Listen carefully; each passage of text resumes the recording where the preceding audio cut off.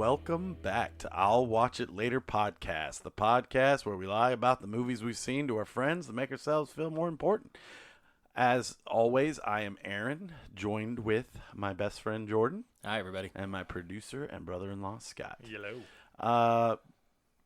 Once again, I just want to thank everybody who's checked out the show. You can always go to our website, watchitlaterpod.com. There there's links to the show for iTunes, Spotify. What are some of the other ones, Scott? Podcast Addict. Yeah. Anything Podcast associated Addict. with iTunes. Yeah, our RS feed is up there, so you can pretty much put it into anything. Right. So, this is our third week. We're doing our third movie, and I'll shoot it over to Scott here in a second. He can introduce it, and then we can start talking about it. But I just want to keep up with the programming notes. But next week, we'll be in Disneyland. Well, Scott and I will be in Disneyland, and Jordan will be sitting on the couch dying, apparently. Yep. But we will have a show for you, and it will be our first ever snack show. And pretty much the premise is, and I'll explain this on the snack show, we're just going to try snacks, and then we'll rate them just like the movies. So, and if you're like, well, that doesn't make any sense, you guys do a movie show. Well, we also really like snacks. The two things I follow the most on Instagram and Facebook are snack bloggers and movie bloggers. And I feel like sometimes the things go hand in hand. Plus, it gives you a chance to catch up with the movies we've seen. Also, you can go out and find the snacks. It's fun to find snacks, guys. I don't know if, you're into that, but I like going around the store, walking around, looking for snacks. It's cathartic. So, Scott, what movie did you pick this week? Going back to 1991, starring Frank Whaley and Jennifer Connelly, Career Opportunities.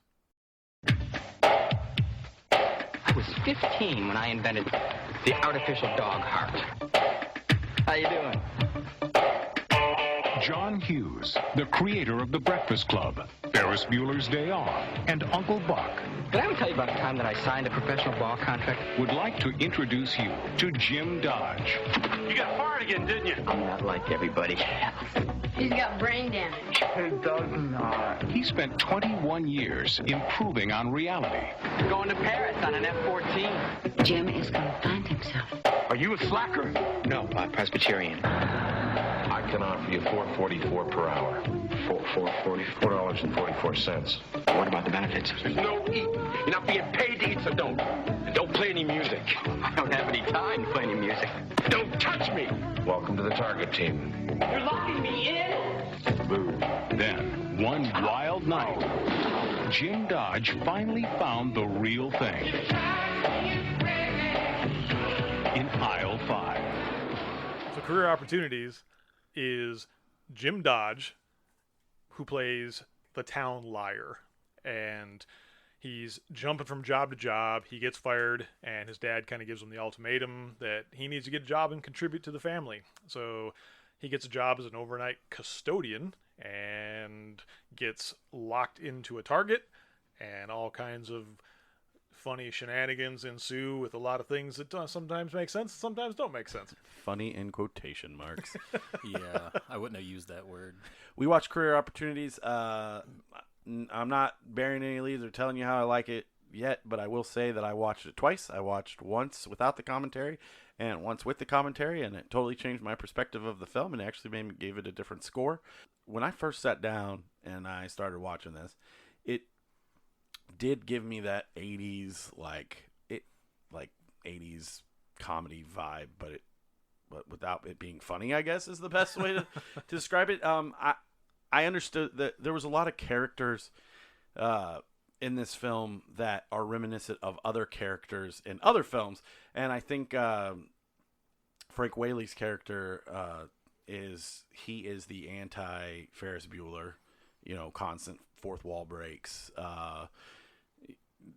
always okay. So like in Ferris Bueller, like his lies are to progress the plot. In this movie, the dude's just annoying as shit, and he's lying to make himself feel better because he's stuck in a small town. The Dollar Tree version of a Ferris Bueller character. Then Right. you go get that. You buy a Target. You go buy a certain product, you go to the Dollar Tree and you get the less desirable version of that product. That's what this character is to me. He lies just to lie. Like Ferris Bueller lies to, like you said, serve the plot, kind of move things forward. It has an agenda. This guy literally will lie to anybody about and anything. and that's how this movie starts off. This man is legitimately lying to dogs. Yeah. So let's maybe roll it back just a tick. So it was written by John Hughes. So John Hughes did, The Breakfast Club. He did Ferris Bueller, 16 Home Candles, Alone, Pretty in Pink. Pretty in Pink. He did all these like teenage, coming into adulthood type movies. So you see a lot of his movies in this movie. Absolutely. It was almost like he threw all the pieces of his movies into a hat, pulled it out, and came up with this script. Like Jim Dodge, the character, very Ferris Bueller. The story is very... Well, there's multiple stories in this movie. But the stories are very kind of that romantic comedy. What was absolutely romantic comedy, and I don't want to do another show where we just compare the movie to other movies, but we really don't have a choice. But when you say that Jim Dodge is like Ferris Bueller, like I said earlier, I don't think that's a fair comparison to I don't Ferris think he Bueller. was like because, Ferris Bueller. Okay. They tried to make him the Ferris Bueller. Right, and I get that, but Ferris Bueller's likable. I did not particularly care for this character at all. Like at one point I wanted to see him fail because he was just like, dude, you can't get out of your own way to save your life. You know what I mean? Like And they went with that Ferris Bueller kind of. So in one of the opening scenes, he's working at a dog pound, and he's sitting there talking to the camera, and he's having this discussion, and you think, this is Ferris Bueller. This is basically just rewritten Ferris Bueller. Come to find out, the camera pans, and he's talking to a bunch of dogs. So they kind of use it, but they kind of veered away from it a little bit to not make it exactly Ferris Bueller. Right. Like he's not exactly breaking the fourth wall. He's using Right. that misdirect where you think he's talking to you and he's not. He's talking to something else. The way this movie starts off is really odd. It flashes to news stories on a newspaper of a convenience store clerk being murdered, like straight up murdered, brutally murdered. And you think this is interesting, and all of a sudden this character is basically saying that this wasn't just a convenience store murder. This wasn't this. It was something more. It was like a spy hit or a mafia hit or something like that. And then you find out he's not talking to you. He's not trying to serve the plot. He's talking to dogs. So instantly you hate this guy. Like, he's not even lying to people to make himself look better. He's lying to dogs as if he's practicing how to lie correctly. And immediately I hate this guy. I just, throughout this movie, I hate him. None of his lies make sense. None of his lies serve a purpose. I mean, at one point, he's telling his family that he had coffee with, Jennifer Connelly's character. Why? Right. What does that do for you? Well, he starts out by talking to three, elementary school kids. They're so smitten with his stories.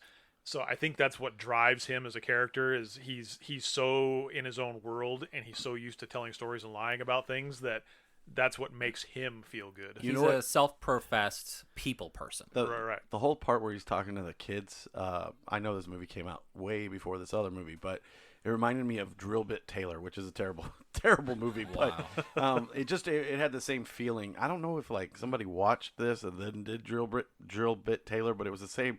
He, 3 adolescents, old guys try to, and it's a small town. So all of John Hughes' movies take place in what's to be Illinois. Or a small suburb of Illinois. Right. And yeah, it's just, everybody in town knows him as this liar.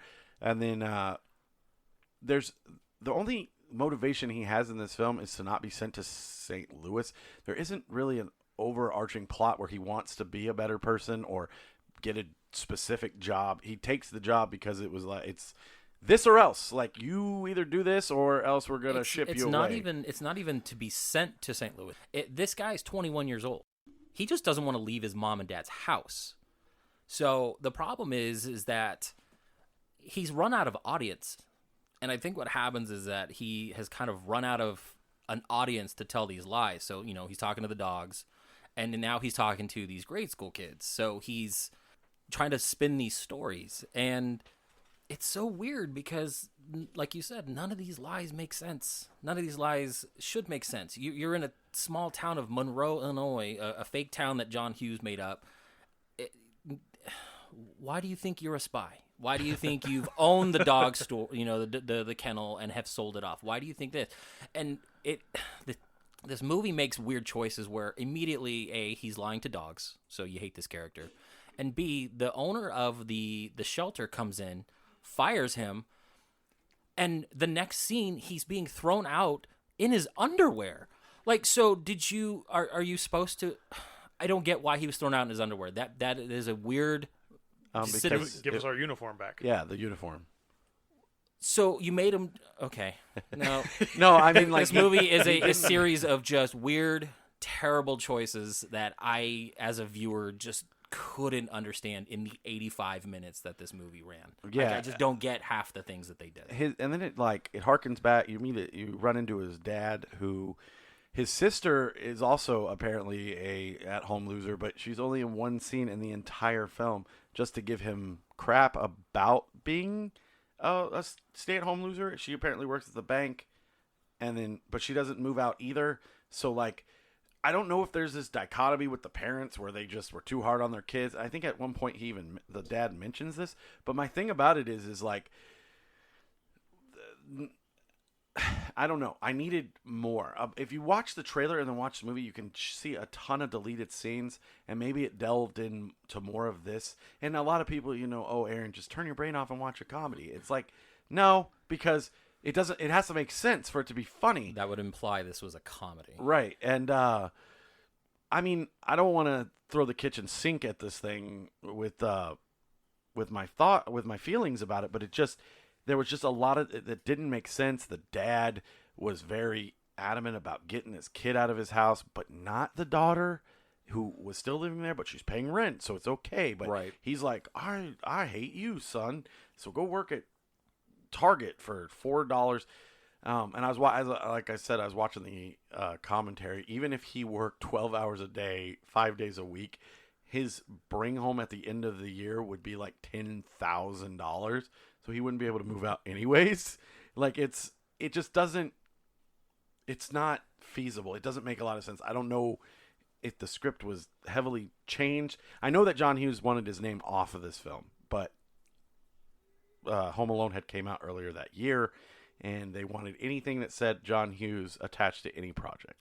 Honestly, like you said, John Hughes wanted off of it. They changed this movie. It was weird. He did not like it at all. And then introduce Jennifer Connelly's character in this really weird, over-sexualized way for a PG-13, or I think it was PG. Jennifer Connelly comes in and is like, introducing herself to these business partners of her dad, and then kisses the last one. And you kind of think that there's something going on there, like some family drama. Well, or no, something, what but happens nothing's is that explained. she comes into the house, and she immediately kind of gives that air of she doesn't want to be there. Right. She's uncomfortable in her own home, and she tries to kind of sneak into the house and get upstairs. And the dad calls her in to meet, business partners that honestly serve no purpose in the rest of the plot. Like, what the heck is going on with these guys? So she comes in and immediately kisses the first guy, which is fucking awkward. I'm so sorry. That is awkward. And then she goes up to the next guy. He leans in thinking he's going to get that same treatment, which is lecherous and gross. It's so gross. It's so gross. And he leans in, says his name, and she hands her hand out, shakes his hand, says, "Nice to meet you." The dad is just standing there, just mouth open, doesn't know what to make of what just happened. And then she walks away. And then later on, she's sitting in bed, just upset at her life, and he comes in and basically says, "You do something like that again, and I will beat you." And it alludes to a very broken household. She's in a very affluent family in the town. It's a very small town, so they've got all the money. She's very rich, but she's that typical I hate my life type rich girl. And you don't know for sure what has happened in the house. All you know is that she's upset and she's acting out. Yeah. Like, she's acting out in the weirdest of ways. It's almost like she was waiting up for the beating. Right. or something like She was that. expecting it to happen, and Yes. then he comes in, threatens her, and then walks Well, out. I think there was a lot of valiant effort to try to make these characters very much relatable in the terms of like previous John Hughes movies. Right. Now, I don't know if John Hughes had a different. He obviously had a different vision for this movie, and I don't know if that vision was a dark, abusive type.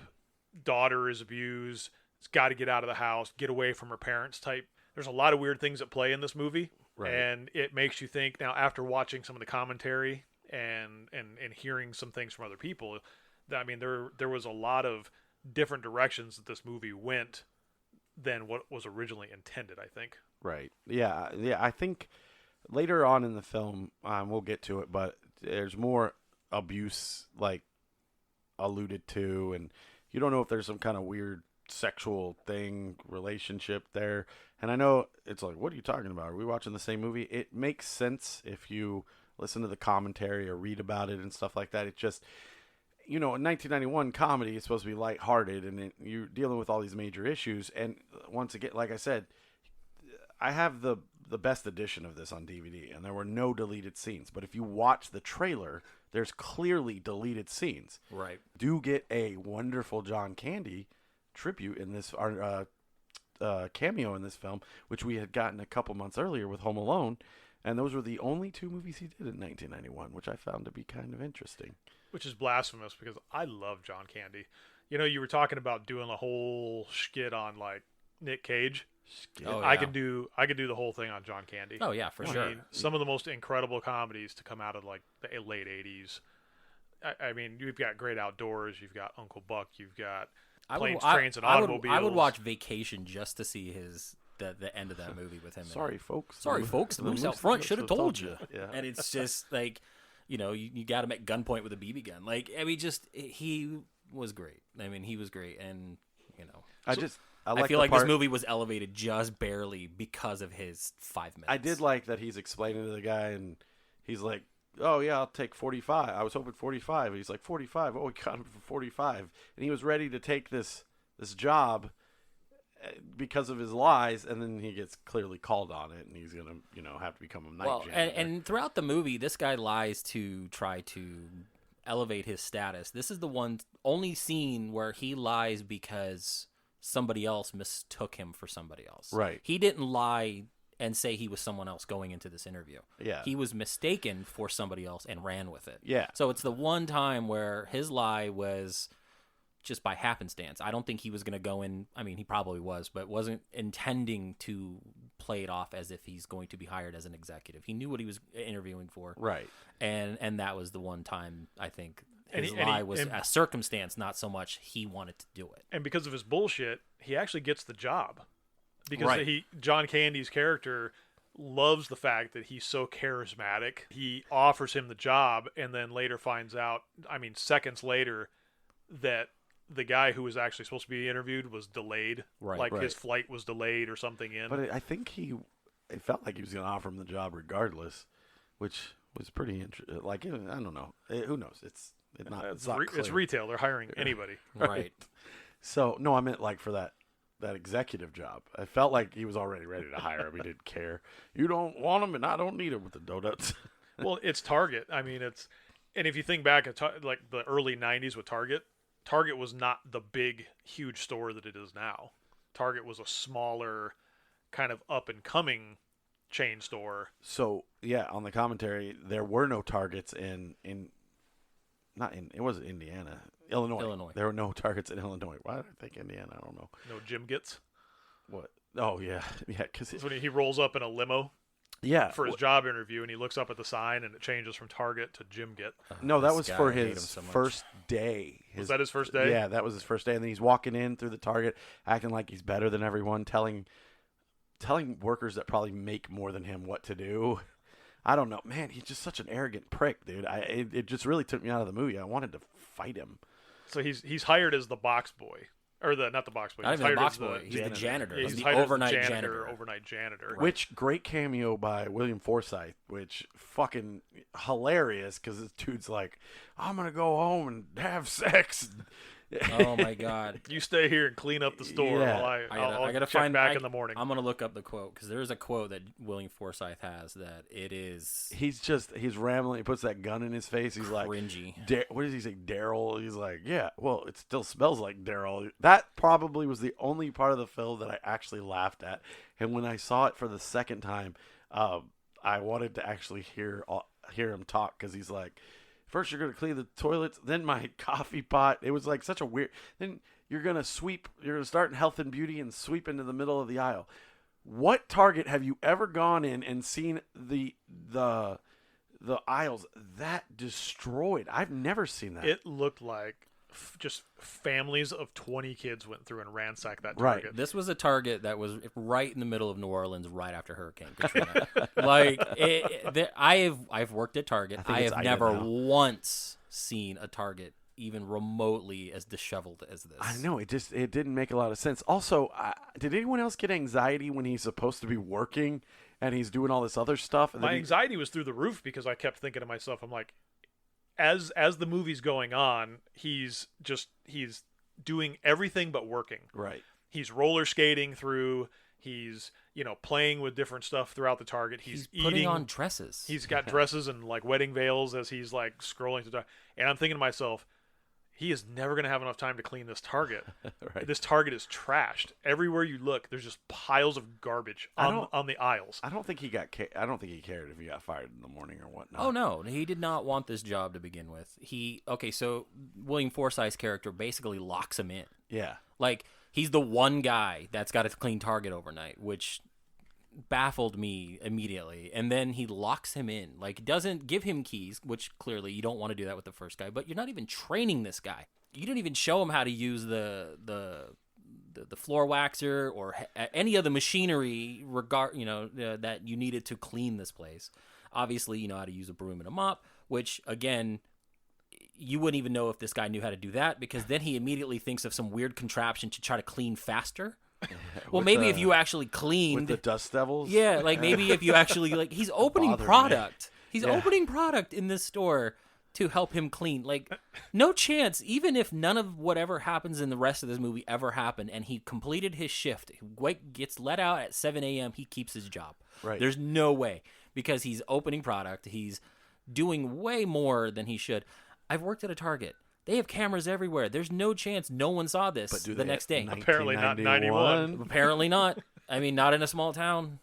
So this was, you're right, anxiety driven. Like 85 minutes of just anxiety and bad choices, and I'm confused about why this was the way it was. And we're kind of all over the place, but I guess it is 85 minutes. The movie was cut down to bare bones. Like I said, if you watch the trailer, I'm going to say this over and over again. There's a bunch of scenes that were deleted, so who knows how long the actual runtime of this was. They cut the comedy out. They All the funny parts were removed completely. completely. So yeah. you can find out, Well, all the angst. so then now we're moving on where he's cleaning and he's doing his little skates through the store and happens to look over as he's passing and here's Josie Jennifer Connelly's character standing in the middle of an aisle, and he kind of pauses for a second and he's like, holy shit, is there actually somebody else in this store? Right. Well, she gets locked in the store as well because she's trying to shoplift and she falls asleep inside the dressing room. Do you buy that story? Because I don't know if that's true or not. I can't tell. You're never told otherwise, but she's when you see her earlier in the film in the store, she's putting those panties on or whatever. She knows that it's closing, and she stops and hears that it's closing. You need to make your final purchase. Well, she says in the movie that she sat there and contemplated on whether she wanted to steal it or not wanted to steal it.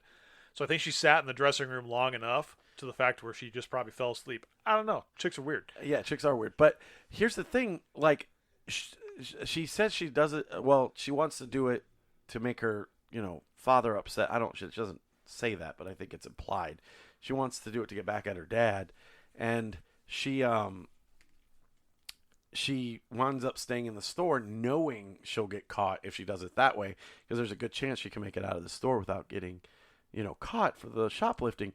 So that whole thing I thought was a little dicey, because she doesn't really, she's not really attempting. They needed her in that store overnight, and I think that was that was the best way to come up with it, because it doesn't make any sense.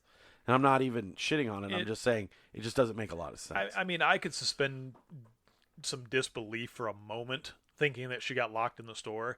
No, that's fine, but Yeah. I think she did it intentionally. That's all I'm saying. But what happens is this actually brings forth probably 25 minutes of the best part of the movie, is her and Jim locked in the store together. Right. Which is probably, if the movie had been driven on just that 25, 30 minutes, this probably would be a really, really good John Hughes-esque romantic comedy, because they are actually kind of endearing together when they're in and locked in the store together. Right. You've essentially put the polar opposites in a room, and you're forcing them to confront the issues that they have. It's very Breakfast Clubby. But the problem is that, what is it, James? Jim. He is he's almost narcissistic, where she's opening every emotional door she can to describe what's going on in her life. And he's almost just aloof to listening to it. Like, he had a thought in his head, didn't finish it. She told him everything about what's going on. And then he finishes that thought as if just to dismiss everything she just said. And I'm sitting there going, you idiot. Like, she is bearing her soul, and you're often one other little lie in your head or some fantasy world that you're so narcissistic about what you want to portray as yourself. You don't care about anybody else around you. And I hate this guy so much. I think he had a wall up because they obviously went to high school together. Right. And he says to her, well, remember we shared like a fraction of a dance together, like a slow dance, and she has no recollection of this. So he's kind of like in love with her, almost infatuated with her, and she has done this so many times that he was just a blip on her radar. Well, that comes with the best line in the movie when she goes, when he's like, I've known you for 17 years, and she's like, well, I knew of you. Right. I didn't know you. Well, and honestly, this is weird. I watched Transformers, the very first Transformers movie, and it's the same trope where Sam Witwicky's character has known this Michaela chick all throughout high school, and she barely knows he's alive. Right. Like, it's just that That's same it. trope. Every high school movie, everything always does that, where you've got the popular kid and the unpopular kid. The unpopular kid idolizes this character, and the other character's like, I barely know you're alive. Right. I mean, that's a regular trope, which is Right. fine. But you're going back to you saying like about his narcissism and Jennifer Connelly, blah blah blah. I kind of felt opposite, and not saying you're wrong. What I'm saying about it is that she is so up in her own ass, and he's like, like he's talking about how much he hates his life. My life sucks. I live with my parents and blah blah blah. Granted, that's his own fault. Right. But she's not really listening to him either, like, because she doesn't know what it's like to be him, and vice versa. But he's for once in his life, in his entire life, he's being honest with somebody. They're sitting there and they're talking, and she's like, what are you talking about? You're happy, like, you can do whatever you want, you can lie, you walk around this town happy.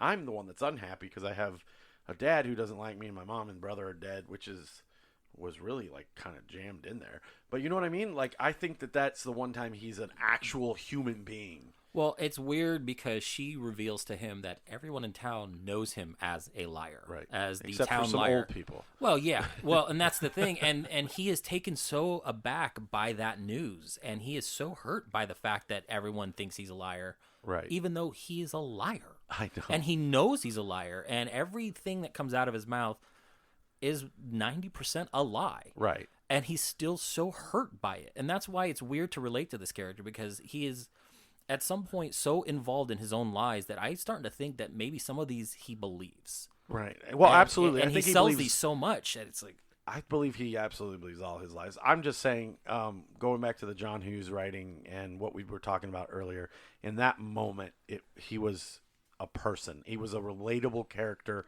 in at least one scene in this film. Right. When he's just trying to be like, like he says, Jennifer, like I said earlier, I've known you for 17 years. And that's a really good scene. But it's not, I'm not saying, But it that's takes where away this from that's anything where else. this movie, that part of the movie takes in better storyline for me, because that's the story. The movie is the story of him and her locked in this Target.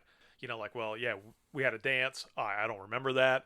You know, oh yeah, I've kind of been infatuated with you this whole time. Yep, I mean, don't remember it. You know, so it's two polar opposite characters.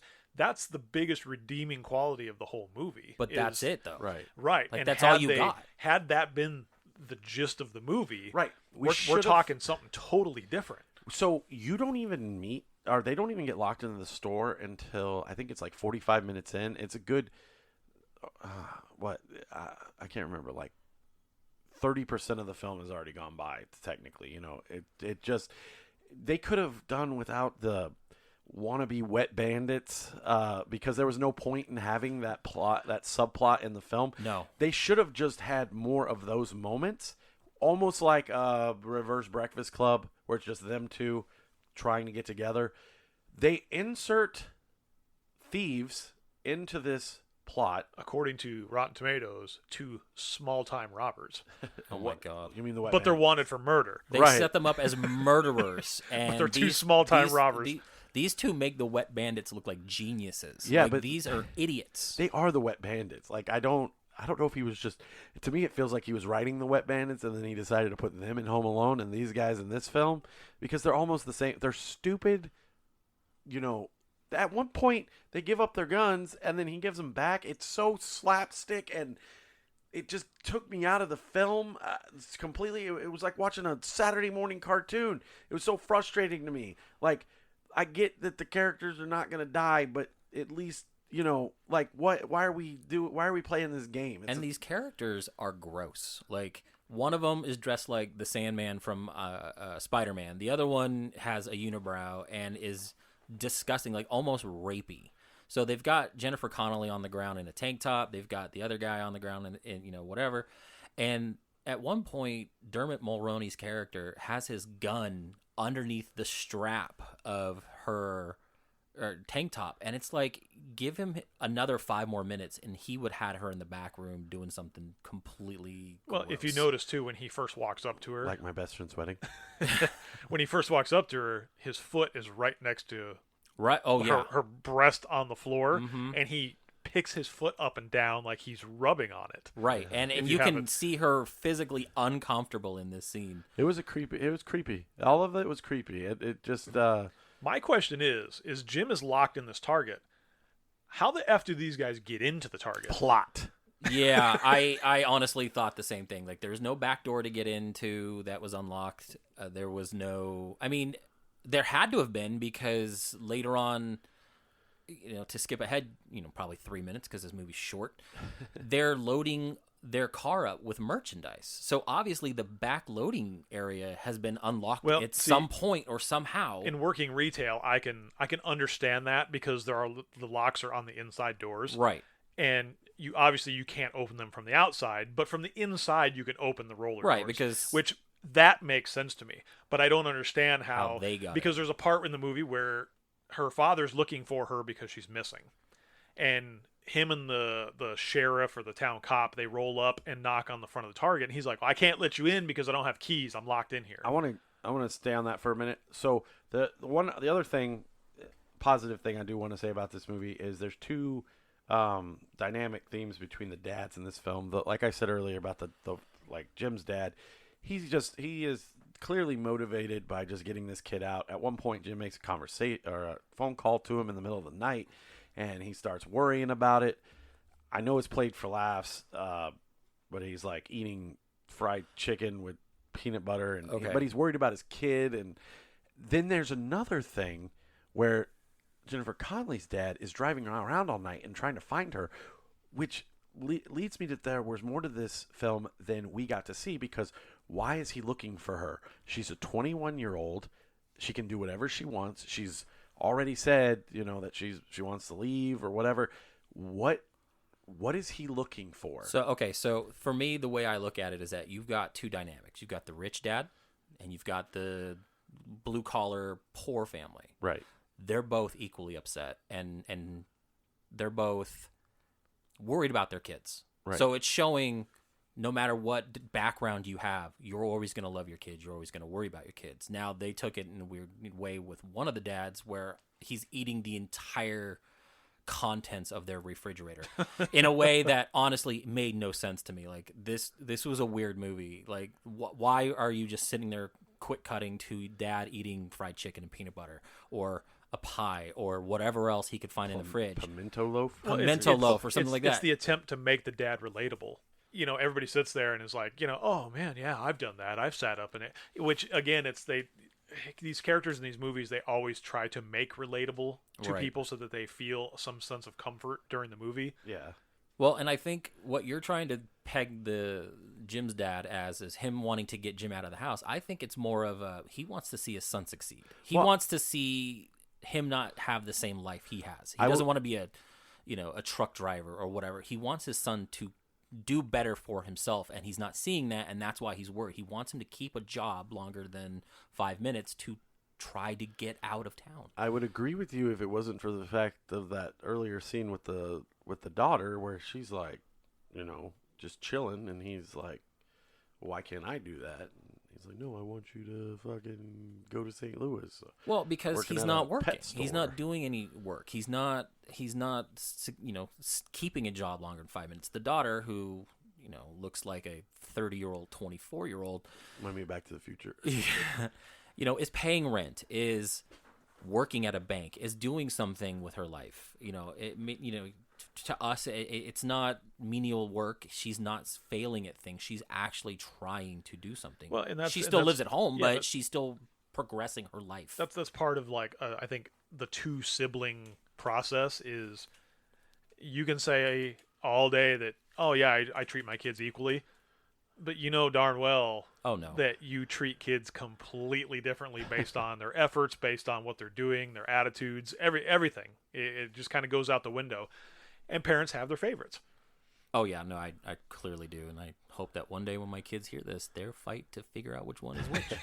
Yeah, I don't know. I think we see that differently, but it's not a huge deal. We kind of get this Jennifer Connelly. You don't know if she's a good guy or bad guy at the end, if she's going to take the money and run, as so to speak, with these. Before you get to that point, we are skipping over. Oh, what did we skip over? I'm sorry. The most iconic, heavily marketed scene of this movie where she is on that mechanical horse. So what's the word on you two? Are you married? Obviously you're hack crooks if you can't pull off a discount store job. What were you planning to steal? A little hairspray? Sorry.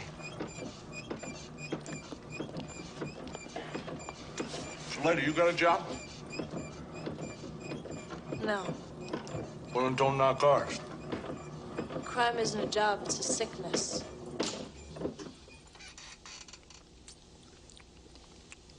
Whoops. Anyone have some change? Wearing the white tank top, and she is making eyes at the bandits, trying to distract them. She's trying to distract them to I don't know, somehow escape, figure out how to survive. Who knows? I don't know what their plan is, but she is on this horse. She's gyrating. Quarters. She is overly sexualized in this movie. And then it's a cringy moment again with Dermot Mulroney where he's trying to get on the back of the horse and he kind of falls off.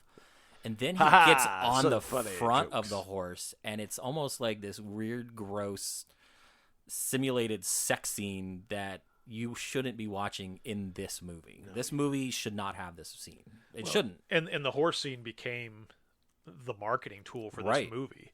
So when the movie got released to theaters, that was, you go into the theater and they have the stand-up cutouts and the cardboard.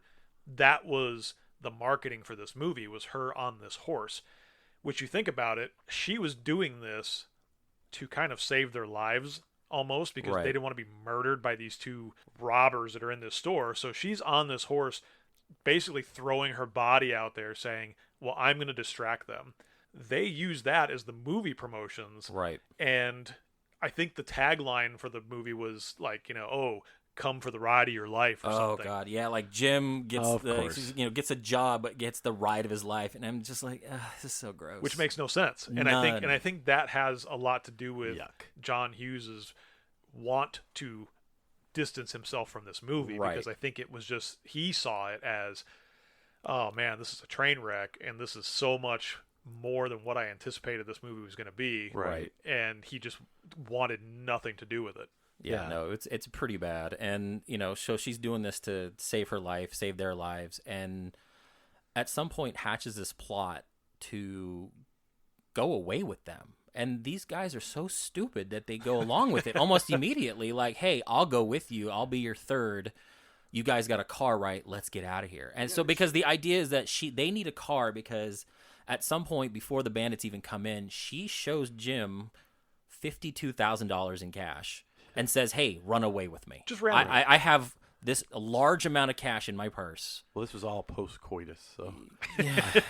it didn't make any sense. They finished a dance and then had sex and then In a pop-up and tent I guess on they're the gonna aisle? live I don't know.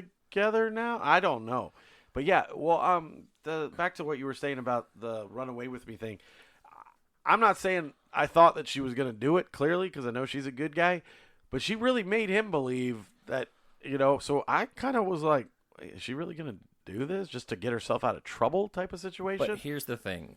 She tells him before this happens, whatever I do, go along with it. Yeah, you're right. So she sets him up to believe her. Right. That she is going to get them out of this. But at one point, she says something to him like, what did she say? Stop being an ass or something. And he looks at her like he's almost like, oh my God, you're turning on me. Right. And you're going to leave me here. Which shows that he is that stupid. Like she said, play along, and he couldn't even get out of his own head long enough to play along because toward the end of it, they're loading the car up, and he's sitting there just upset that she's about to leave with them. Right. And it's not like he's playing to them. They're not even looking at him or paying attention to him. He's playing to the audience. Right. He's telling us that he's upset that she's about There's to do that this. Ferris Bueller fourth wall break. And he's actually physically upset about what's going to happen. So he believed that she was really going to leave. Yeah. Like she didn't he didn't believe her long enough to say, I believe what you're doing is to help us. I trust you. He couldn't do that. He couldn't do that for 5 minutes. He thinks everything is a lie.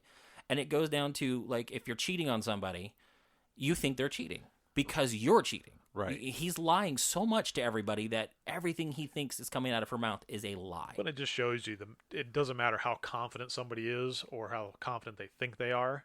Everybody has insecurities.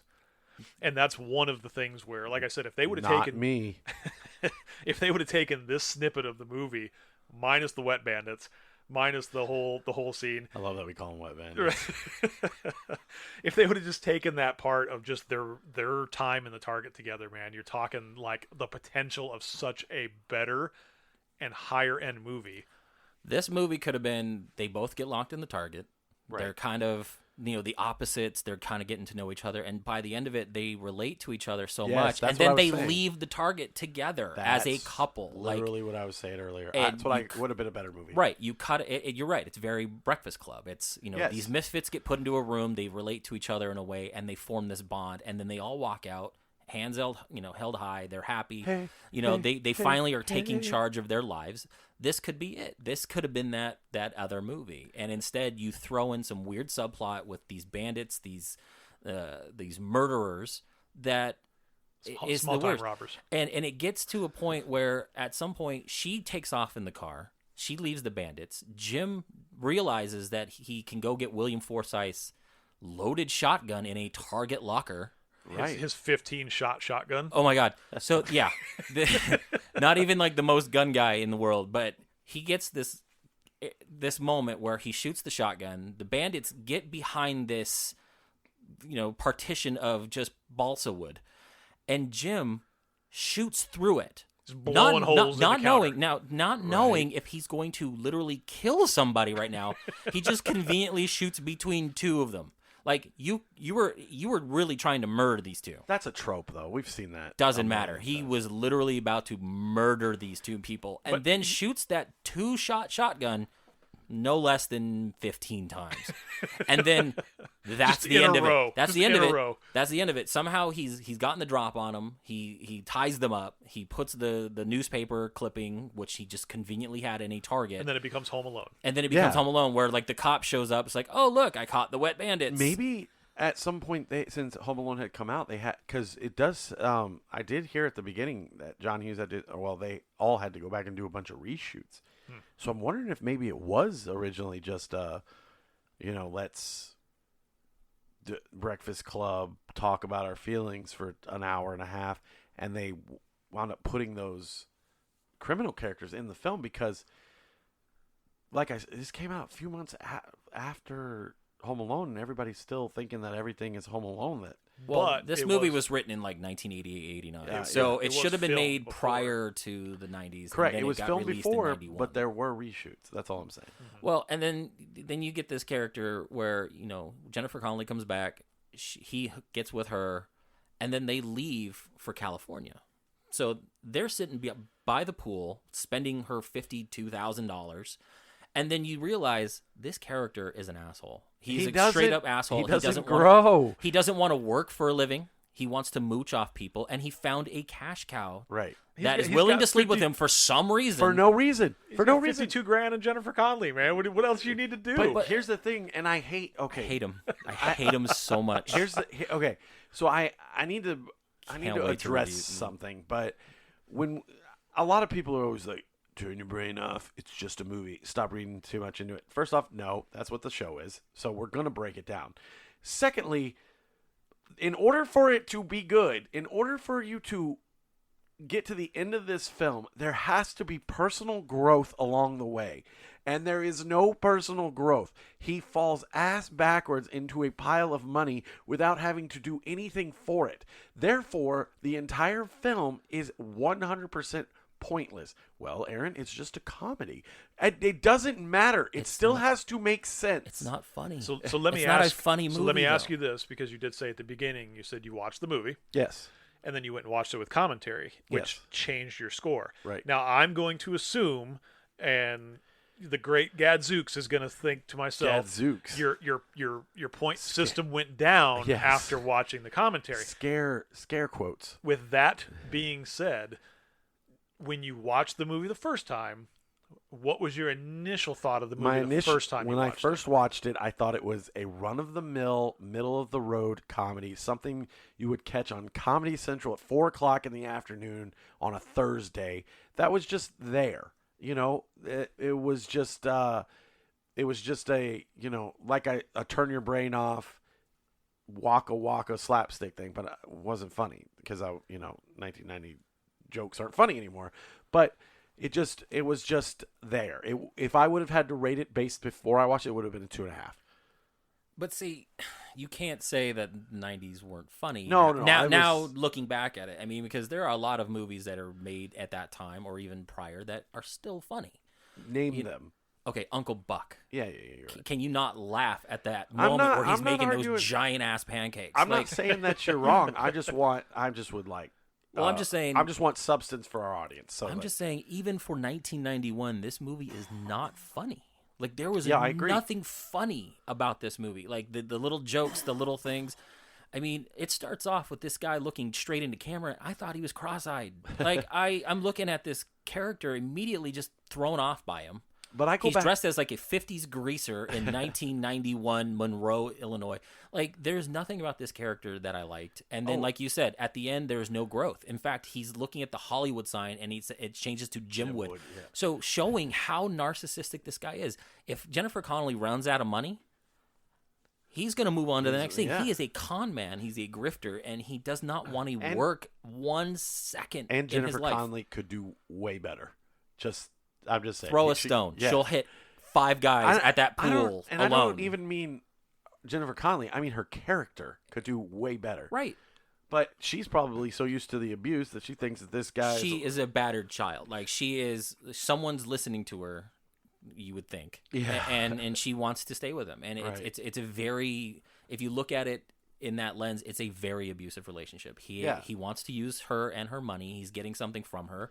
And she doesn't want to lose the affection of somebody that honestly has loved her for this long and wants just to be I agree. with So you. it's a bad movie. Like, it's almost abusive in a way. But I just want to say I do think movies from the 90s are funny. I just say that there's a lot of the times I run into B comedies or comedies like career opportunities on TV, and I'll sit down and I'll watch it, and I don't laugh. It doesn't mean I don't necessarily like the movie or I don't find the movie entertaining. I just don't laugh because you can show me comedy and I cannot laugh and still enjoy the film. Right.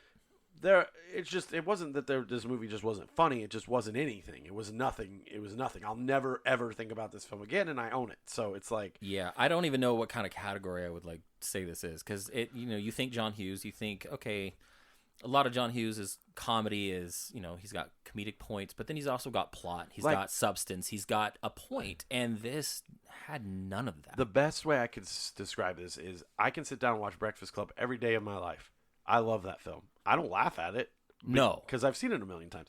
And I don't necessarily think Breakfast Club is funny. There are funny parts, but I don't, when he's playing with his thing or with his hoodie strings. Yeah, his hoodie strings. Everyone, that always gets a big pop.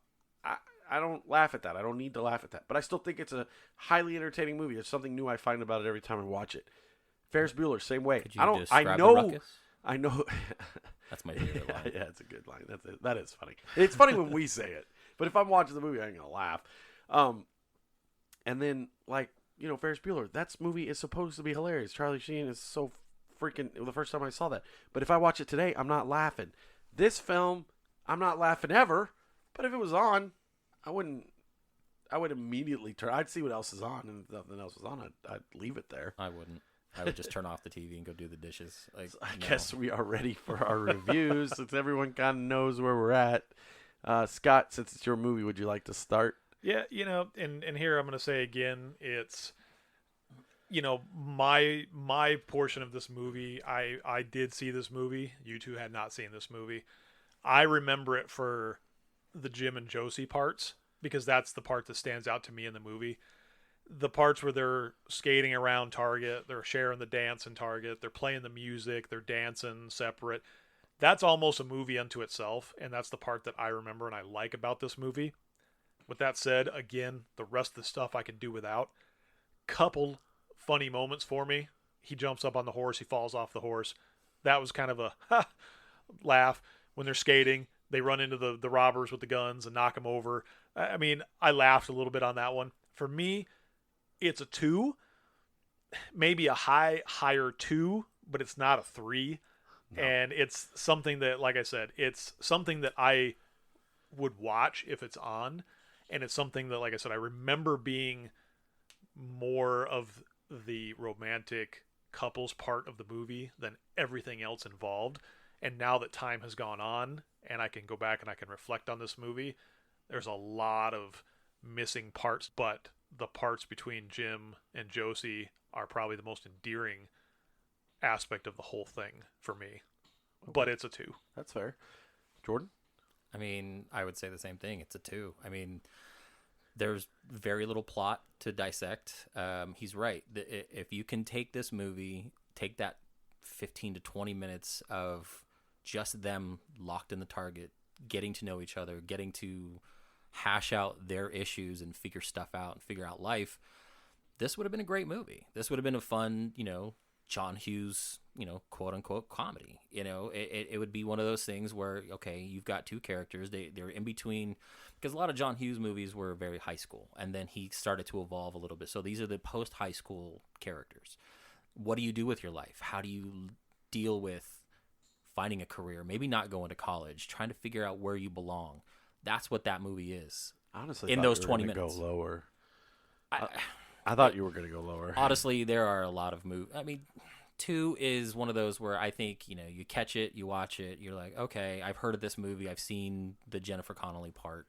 It's one of those things, but I can't recommend going out of your way to watch it. So, yeah. I mean, for me, it's a 2. I mean, it's below average. There's definitely better. It's not the worst thing I've ever seen. I mean, that's what a 1 is going to be for me. Okay. So, we do a 0 score too. So that is for Hot Rod. Because I'm doing something would have to be pretty hardcore to get a 0. Dare you? Hot Rod is a 0. Hot Rod is great. Hot Rod and Possession. Show 0 is movies. over. Anyway. No. I'm doing 1.5. I honestly thought you were right there with me. 2, whatever. That's fine. My thing is, will I ever watch it again? No, I won't, because it's not going to play on cable. I rarely watch cable. Will I ever recommend this to anyone? Nope, never. There's so many better 90s comedies. This is such a throwaway. There's a reason it's lost in the shelves of time, because it isn't anything. It's nothing. It's a nothing movie. It's part of the hellscape that is nothing movies, where you have better efforts. It's like, this is John Hughes's.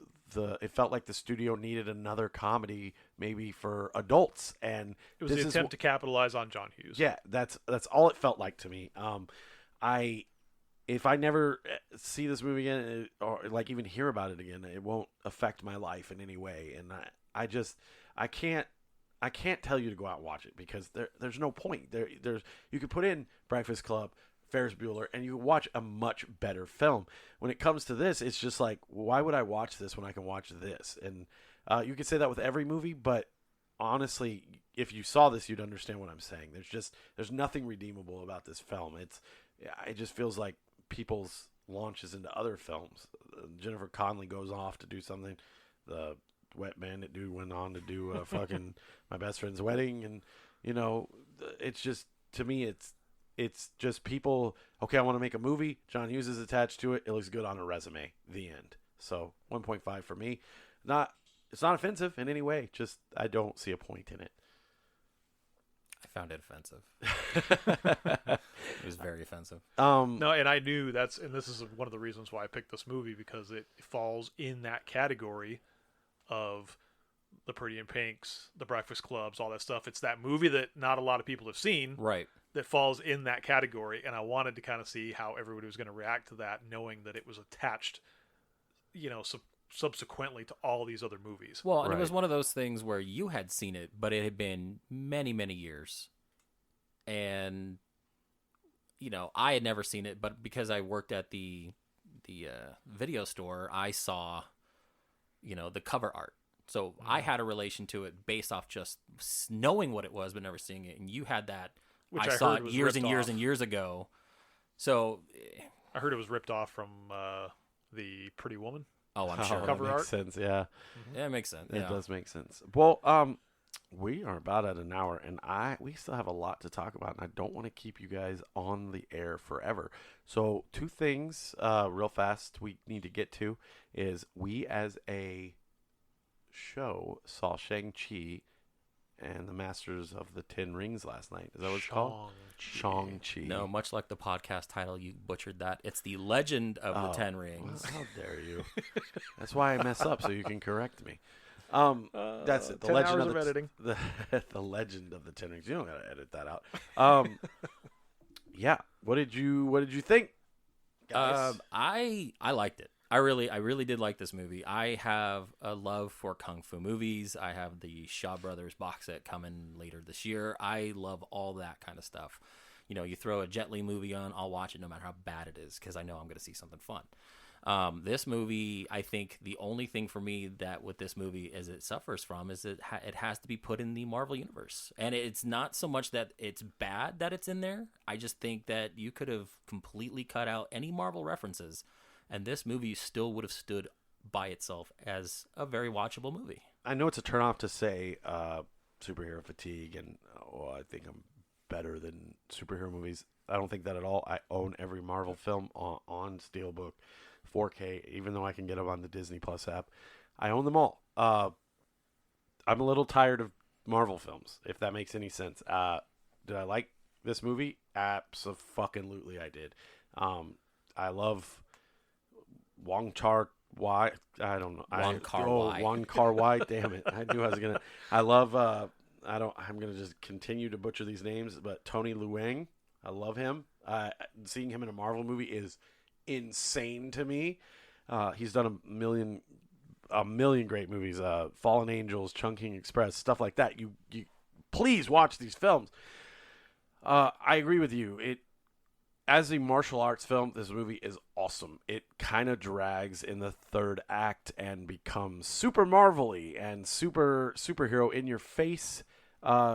Basic plot, same thing. I've never seen a title character get demasculated so many times in his own film, but it wasn't offensive. I didn't mind it. It was really good to watch. It was fun to watch. You could have got rid of all the Marvel stuff in it, and it would have been an excellent film. And I've always said that about The Dark Knight is you could take away the Batman aspect, and it would still be a good detective film. So, with that being said, I really, really recommend Shang-Chi. Even Aquafina isn't I was just gonna super offensive in this film. I find her very annoying. She does have some funny parts. I mean, Scott was over there slapping his knee. As an actress, I feel like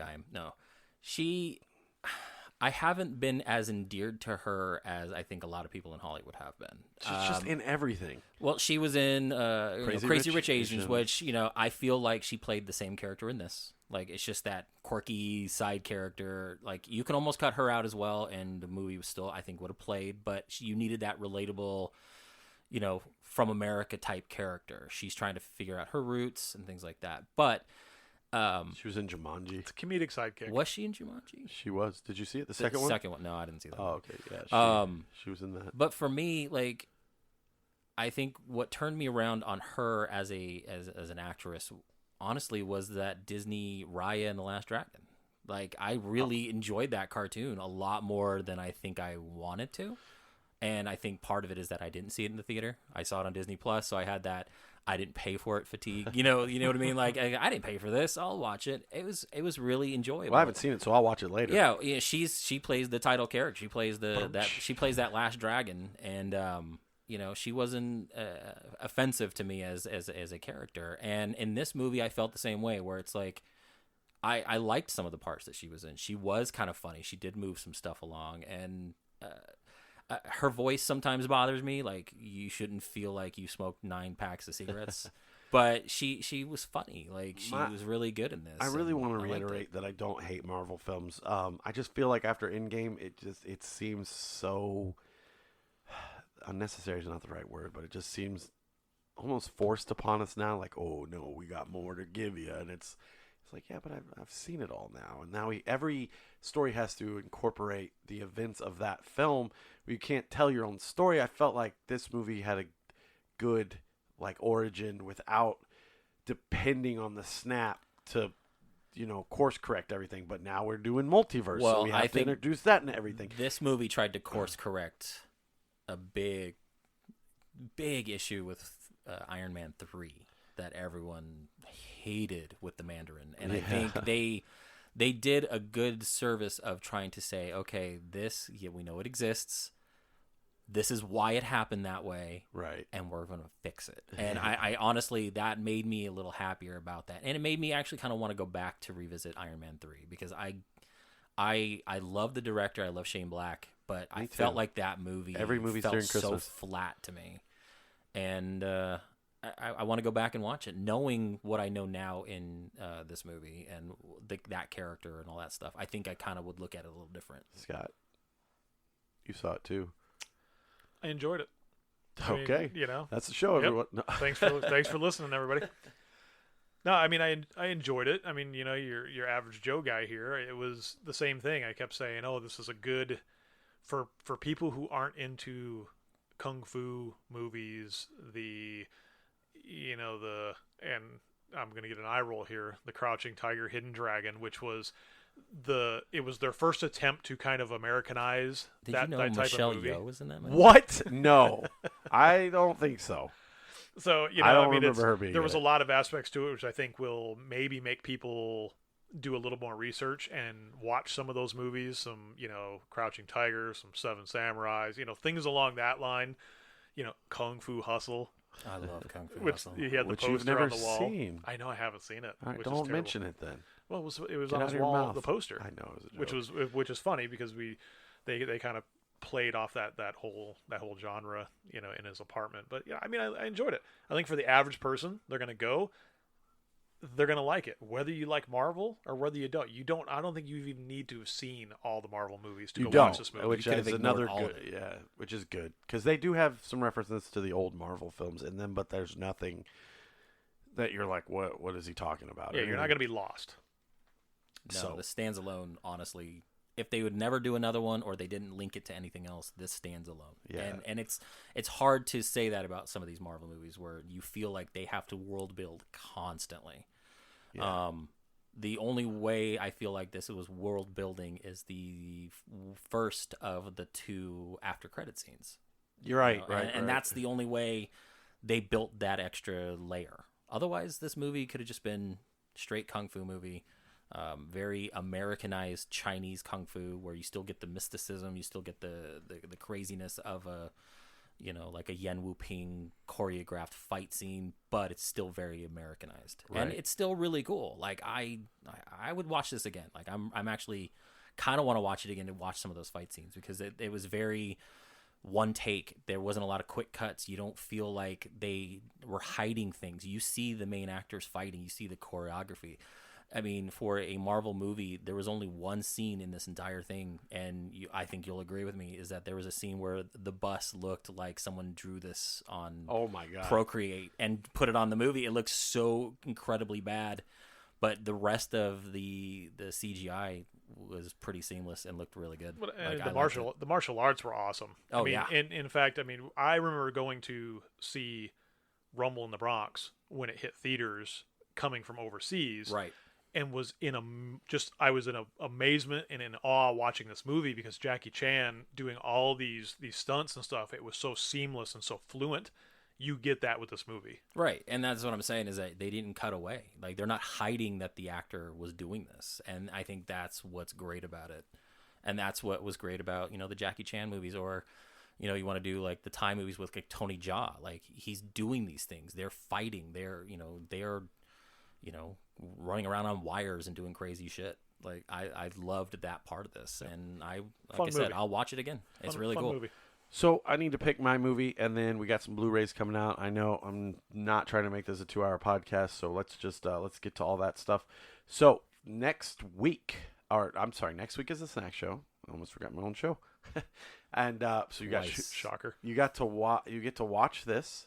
You have 2 weeks to watch it instead of having just a week.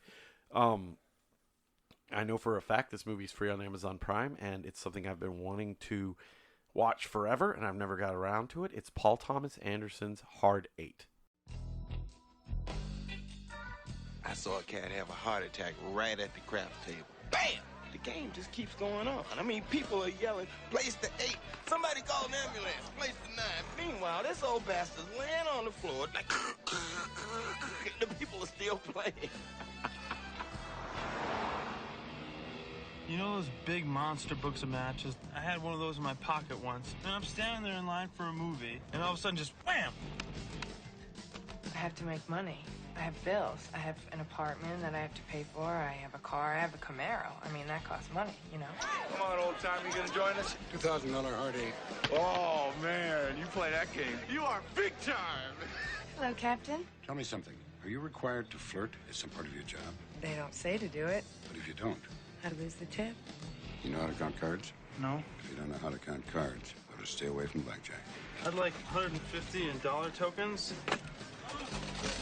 I see the way John worships you and follows you like you're his captain. John is a very old friend. I haven't told John, but I know about Atlantic City. He thinks you don't like him. I don't. Do you realize how serious this is? Where am I gonna go? I don't know, John. Away, anywhere, away. What about Niagara Falls? No, I'm not at Niagara Falls. Why not? I've been there before. I'm talking about kidnapping, extortion. This man owes me, and now he's gonna pay me. You get the money up front. Party!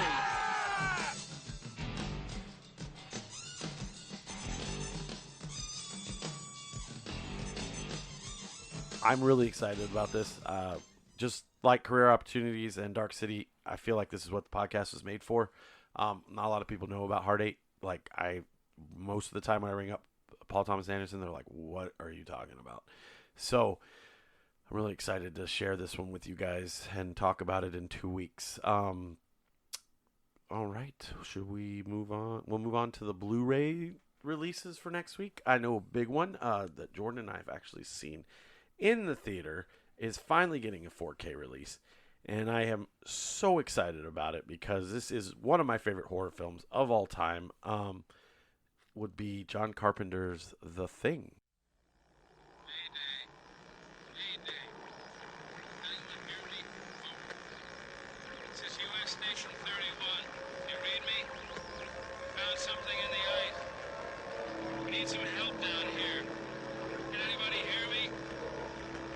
something. Found something. Found something.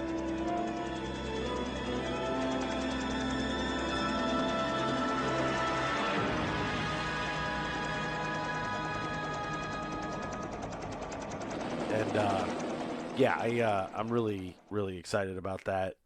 It's if you've never seen The Thing, please, whatever you're doing, find whatever format you have, just run out and watch it right now because it is seriously one of the best horror film mystery movies. It has a lot of that body horror in it and stuff like that. It's a good movie. Yeah, but it's a good character study, too. It is, it's like too. you've put these people in a situation where they can't leave, they're stuck in a snowstorm, and they don't know who's the thing. Yeah. You know what I mean? So I everyone's love it. turning on each other. I mean, it's a very paranoia movie wrapped in a Cronenberg body horror. And it's all Yeah. practical effects before all CGI started to ruin things. And it's one of the few remakes of a movie. Do they that stop on looks the really great. roadside and have to go through that Shanky attraction in order to get to the thing?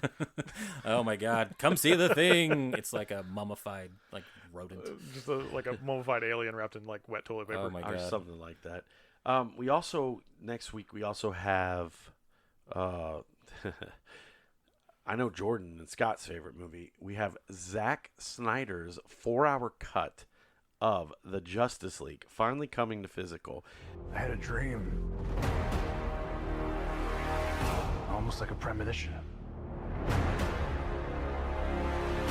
think there's an attack coming. So if you had HBO Max, you can go on there and watch it. It came out. I'm gonna bury the lead here real fast. I hated this movie. I hated the first one. I hated the Josh Whedon cut. I hated this cut. Taking something that's already bad and putting 4 hours on top of it does not make it good. I don't care what anyone says. Please come at me. We can have this argument any day. This thing where the internet is taking a victory lap because they were able to get the studio to push this thing out. They should be embarrassed and ashamed of themselves because honestly, this is one of the worst films ever made. Zack Snyder does not understand the characters. I also hate Zack Snyder, so I mean, I'm a little biased, but he does not understand these characters. This movie sucks. Everything he touches in the DC universe fucking sucks. And Here we go. I'm very offended. That is a 1 for me. Yeah, I am with you. It is a bad movie. So, but if you are into those movies, feel free to go out and buy it. I'm all about collecting, so I collect bad movies too. I do have this pre-ordered in the Steelbook that it will sit on my shelf and gather dust forever. Why? Because I'm a collector. Listen, I can't stress enough how bad it is to give regular people creative control over characters in movies. It's just not a good thing. And this was an experiment. I believe it failed, and I hope it never happens again. But with the way things are going with movies and stuff right now, it might be the new norm. So there's my Zack Snyder Justice League rant that who knew I would ever get to do on this show. All of Alfred Hitchcock's films will be on 4K Tuesday. Rear Window. Is it all of them or just a 4-pack? I remember being... Well, it's most of them. I have the Alfred Hitchcock collection in Okay. 4K, but they're doing the single releases, so it's Rear Window in 4K, Vertigo in 4K, which if you ever listen to anything Scott and I did, we reviewed Vertigo in our last show. I remember liking that movie a lot. And then the last but not least... Also, spoiler alert, there is a movie in that collection I have not seen. What? I'm not telling you because I may bring it up on this show. Because once I saw that this was coming out, I definitely want to get it. Really? And I definitely want to maybe go over one of these movies. Okay. And it's not Vertigo, so we're not going to step all over what you guys have done. No, we wouldn't have been able to watch it because two of us have seen it. Is it Birds? No, I love the Birds. Okay. Tippi Hedren. Oh my God, I love that movie. All right. So, there's also, and last but not least, the first 4 Star Trek films are coming to 4K, which I like those Star Trek films, so second one's pretty terrible, but everybody loves it for some reason. The problem is it came off of the first movie, which was terrible. Right. They made a better version of The Wrath of Khan. A good movie, and then they did a shitty movie to bring Spock back, and then they did a good movie involving whales, which is out of the original grouping of movies is my favorite movie. I love that movie. I will defend that movie till my dying day. And I love that movie. I'll let you. Are you excited about anything, Scott? I'm just excited to be here with you guys. Oh, you're so lame. I'm gonna cut that out. All right, everybody. This is I Will Watch It Later, and I'm Aaron. I'm Jordan. And Scott. And we'll see you guys next week for At the Concession Stand. Have a great week. We'll see you soon.